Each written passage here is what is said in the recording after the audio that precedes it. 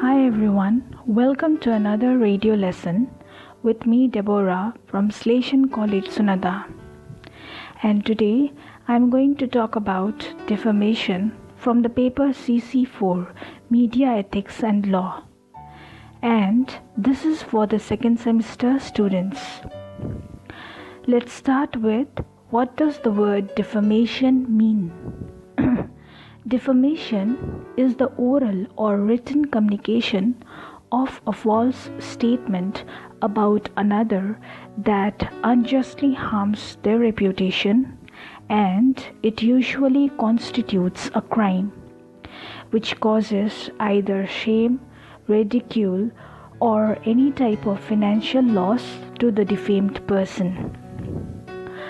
When we talk about defamation, these are of two types. First is libel, in which publication of defamatory matter in a permanent form in books, leaflets, pictures, newspapers, etc.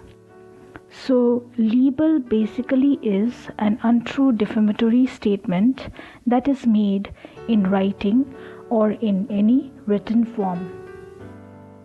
The second type of defamation is slander, where the defamatory sense is being communicated by spoken words or some audible or visible transitory form, which means that slander is an untrue defamatory statement that is spoken orally. Okay, so that happens when a person verbally insults the other. It leads to slander. Okay, now let's talk about some of the sections of the IPC. Firstly, according to section 499 of Indian Penal Code, which says that whoever by words either spoken or intended to be read, or by signs or by visible representations, makes or publishes any imputation concerning a person intended to harm, or having a reason to believe that such an imputation will cause harm, then the reputation of such a person is expected to be defamed. Okay. According to section 500, which is based on the punishment for defamation, it reads that whoever defames another shall be punished with simple imprisonment for a term which may extend up to 2 years, or with fine, or with both. Now in India, defamation is considered to be both civil and criminal offense. According to section 501 of Indian Penal Code, says that whoever prints or engraves any matter knowing to believe that such matter is defamatory of any person shall be punished with simple imprisonment for a term which may extend up to 2 years, or with fine, or both. Similarly, according to section 502 of Indian Penal Code, whoever sells or offers for sale any printed or engraved substance containing defamatory matter, knowing that it contains such matter, shall be punished with simple imprisonment for a term which may extend up to 2 years, or with fine, or both.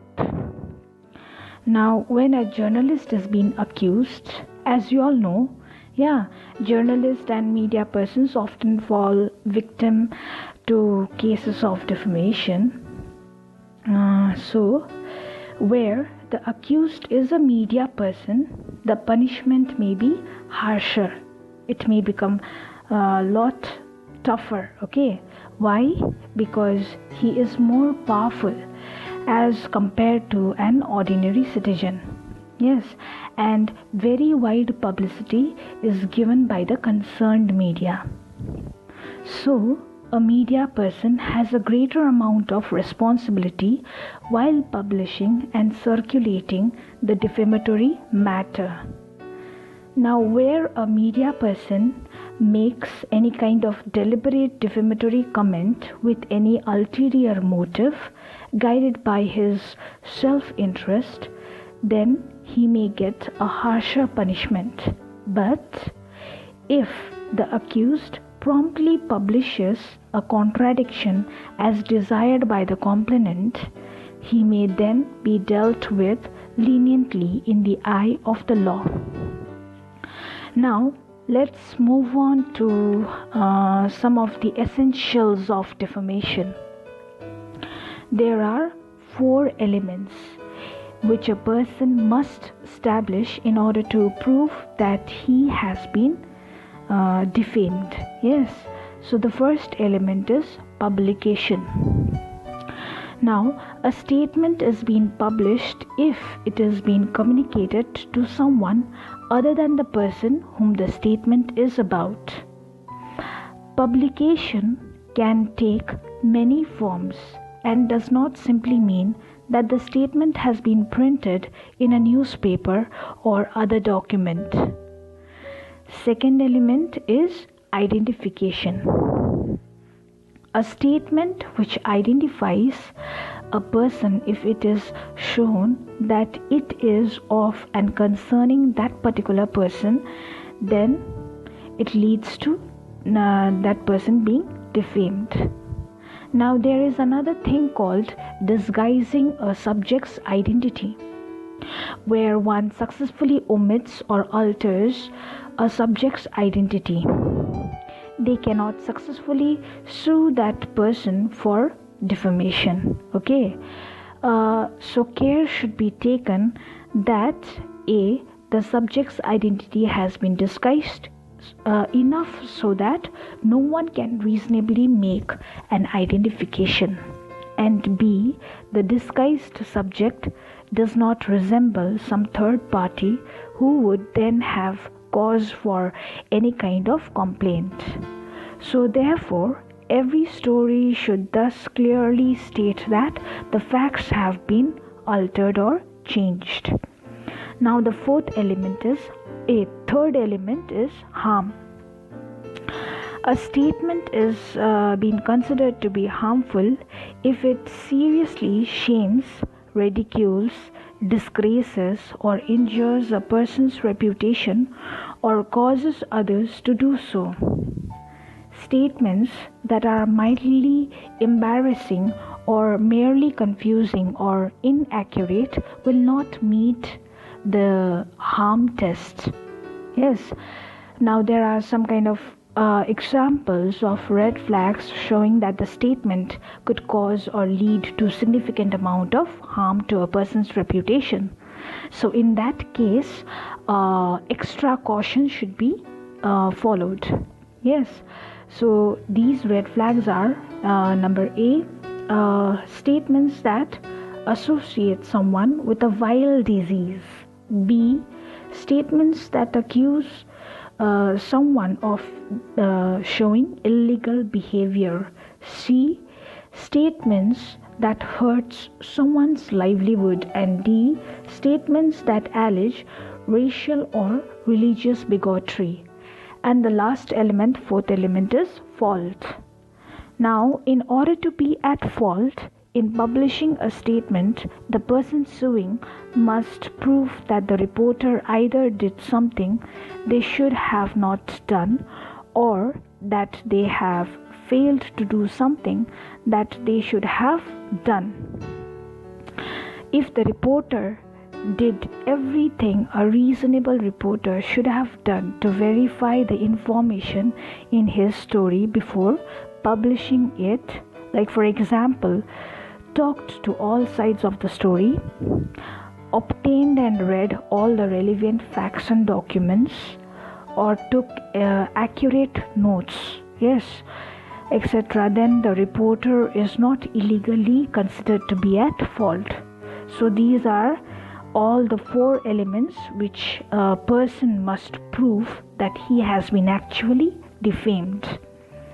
Now, there are some of the defenses which are available for defamation, and these are of 3 types. Okay, Firstly is justification or truth.